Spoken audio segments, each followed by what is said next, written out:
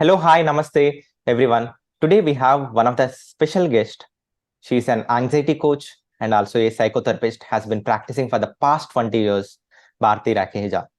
So welcome, Bharti ji. Thank you so much for accepting our invitation and like coming here and sharing the strategies with us. She's going to share us 5 powerful techniques which will help you to manage your anxiety.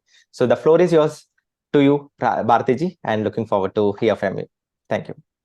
Thank you, Badrinath, for that beautiful introduction, and thank you for having me here today. I'm so grateful to be at your platform today.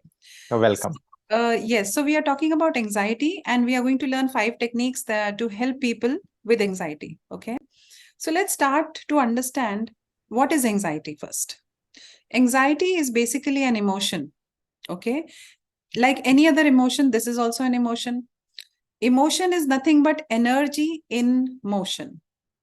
So this is an energy. Anxiety is also an energy. Every emotion is an energy.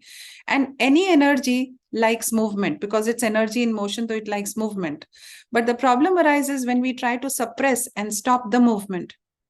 That's where anxiety starts giving us trouble, right? So anxiety is basically an intense fear that develops when we sense a threat in some situation.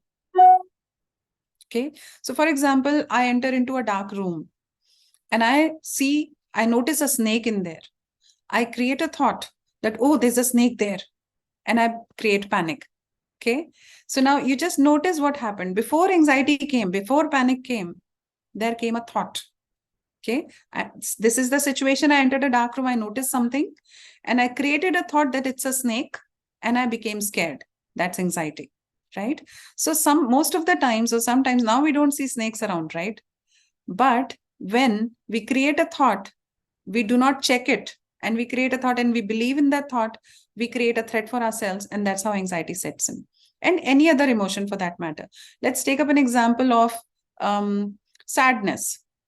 So my husband doesn't call me as much as he used to call me during the day, and I create a thought that he doesn't love me anymore. And this is how I create sadness. Okay, right? And another example maybe. So I fail in interviews 3 times consecutively. I create a thought that I will never be able to make it.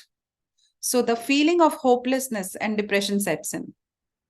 Now, there is also a need to understand that every emotion is backed by a thought. And after every emotion, there comes some action or a consequence.